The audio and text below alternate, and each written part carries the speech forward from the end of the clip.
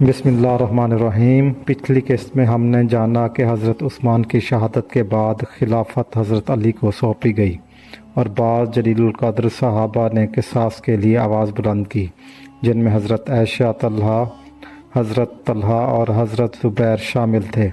حضرت علی نے جلدی فیصلے کے بجائے امت کی وحدت اور امن کو ترجیح دی، کیونکہ ان کے سامنے خطرہ تھا کہ اگر فوراً اقدام کیا گیا تو فساد مزید پھیل سکتا ہے۔ حضرت علی نے جب سنا کہ حضرت عائشہ، حضرت طلحہ اور حضرت زبیر بصرہ کی طرف روانہ ہو چکے ہیں تو وہ ان سے ملاقات اور بات چیت کے لیے بنفس نفیس نکلے۔ ان کا ارادہ بالکل واضح تھا، اختلافات کو بات چیت سے سلجھایا جائے۔ بصرہ کے قریب دونوں لشکروں نے پڑاؤ کیا۔ یہ وہ نازک لمحہ تھا جس میں امت کی تقدیر فیصلہ کن موڑ پر تھی۔ دونوں اطراف بزرگ صحابہ نے رات کے وقت ملاقات کی۔ روایات کے مطابق حضرت علی اور حضرت زبیر نے ایک دوسرے کو گلے لگایا۔ ان کی دوستی نبی کریم صلی اللہ علیہ وآلہ وسلم کے زمانے سے تھی۔ حضرت طلحہ نے حضرت علی کو یقین دلایا کہ وہ خلافت کے مخالف نہیں، ان کا مقصد صرف قصاص کے مطالبے کا اظہار ہے۔ حضرت علی نے انہیں سمجھایا، کیا تم چاہتے ہو کہ میں بغیر تحقیق کسی پر تلوار چلا دوں؟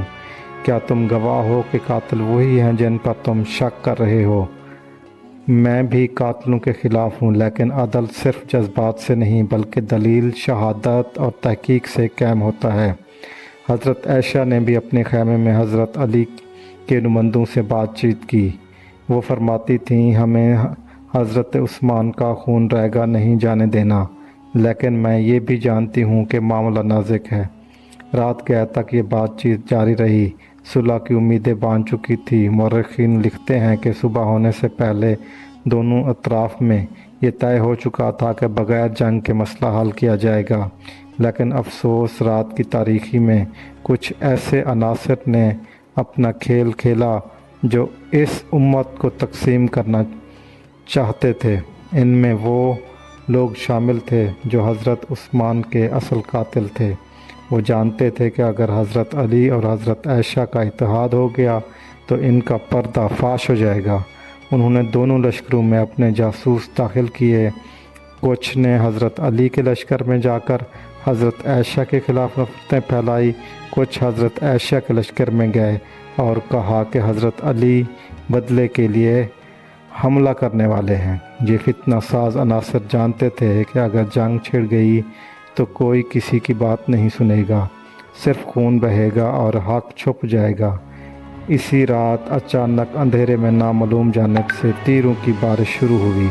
دونوں طرف کے سپاہیوں نے سمجھا کہ دوسری طرف سے حملہ ہو گیا ہے۔ کسی کو نہیں معلوم تھا کہ اصل حملہ آور کون ہے۔ پہلا حملہ وہ چنگاری تھی جس نے جنگ کو شعلے میں بدل دیا۔ حضرت علی نے فوراً اعلان کیا، رک جاؤ، یہ سازش ہے، لیکن اندھیرے میں شور، دھوئیں اور غصے پر صدا کو دبا نہ سکے۔ حضرت عائشہ کا خیمہ اونٹ پر سوار ایک ہودج میں موجود تھا۔ آپ حالات کو سنبھالنے کے لیے لشکر کو صبر، امن اور سکون کی تلقین کرتی رہیں، لیکن اب تلواریں بے نیام ہو چکی تھیں۔ اسی دوران حضرت زبیر حضرت علی کے سامنے جنگ کے حق میں نہیں تھے۔ رات کے وقت اپنی ماں کے ایک خواب سے پریشان ہو کر میدان سے واپس چلے گئے۔ وہ جان چکے تھے کہ یہ جنگ کسی کی فتح یا شکست نہیں بلکہ امت کے اندر کا ایک زخم بننے جا رہی ہے۔ حضرت طلحہ کو میدان میں ایک تیر لگا۔ کہا جاتا ہے کہ وہ تیر بھی فتنہ پرستوں نے ہی چلایا تھا۔ وہ جان بوجھ کر ایسے افراد کو نشانہ بنا رہے تھے جو صلح کے زیادہ حامی تھے۔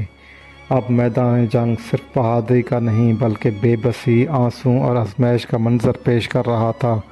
مسلمان کے خلاف صف عرا تھے، وہ بھی مسلمان جو نبی کریم صلی اللہ علیہ وآلہ وسلم کے ساتھ غزوات میں شریک رہے تھے، جنہوں نے قرآن کے نزول کا مشاہدہ کیا تھا اور ایک دوسرے کے بھائی تھے۔ یہی وہ لمحہ تھا جسے تاریخ نے جنگ جمل کے نام سے یاد رکھا۔ ایک جنگ جو دلوں کو زخمی کر گئی۔ جنگ جمل کا انجام، حضرت علی رضی اللہ تعالیٰ عنہ کا خطبہ اور امت کے لیے سبق۔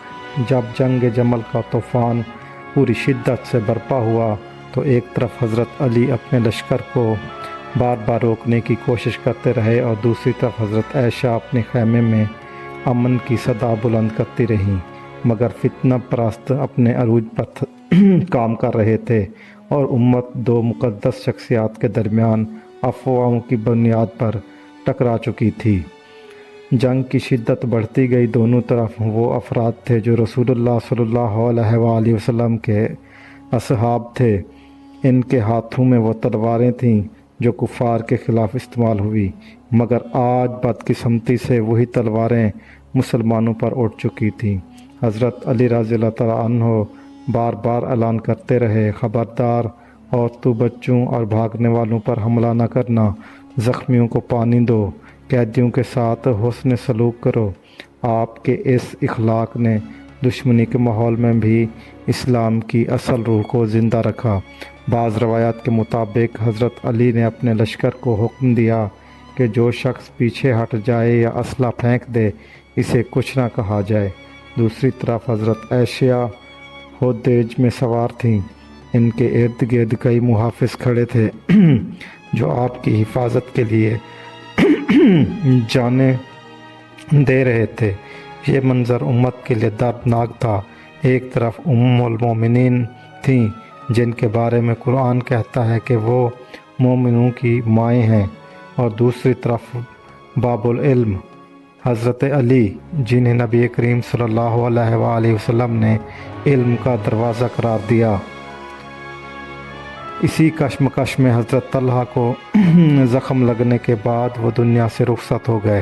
حضرت علی کو جب ان کی شہادت کا علم ہوا تو آپ کی آنکھیں اشکبار ہو گئیں اور آپ نے فرمایا، اللہ طلحہ پر رحم فرمائے، وہ بھی حق پہ تھا، میں بھی حق پر ہوں، مگر فتنے نے ہمیں ایک دوسرے سے جدا کر دیا۔ جنگ اختتام کی طرف بڑھ رہی تھی۔ فتنہ پرستوں نے اپنا مقصد حاصل کر لیا تھا۔ امت میں خون بہہ چکا تھا، اختلاف کی خلیج پیدا ہو چکی تھی اور اعتماد مجروح ہو چکا تھا۔ حضرت علی نے اپنے لشکر کو حکم دیا کہ حضرت عائشہ کے خیمے کے قریب نہ جائیں اور احترام کا مکمل خیال رکھیں۔ آپ نے خود آگے بڑھ کر حضرت عائشہ کے ہودیج کے قریب جا کر سلام عرض کیا، فرمایا، اے ام المومنین، آپ کی آمد امت کے اتحاد کے لیے تھی، دشمنوں نے اسے جنگ بنا دیا، آئیے اب ہم اس امت کے زخموں پر مرہم رکھیں۔ حضرت عائشہ نے بھی فرمایا، اے ابو الحسن، میں نے ہمیشہ آپ کو اہل خیر پایا، میری نیت فتنے کے خلاف تھی، لیکن ہمیں فتنے نے خود شکار بنا لیا۔ حضرت علی نے حضرت عائشہ کو مکمل عزت و احترام کے ساتھ مدینہ واپس بھیجنے کا انتظام کیا۔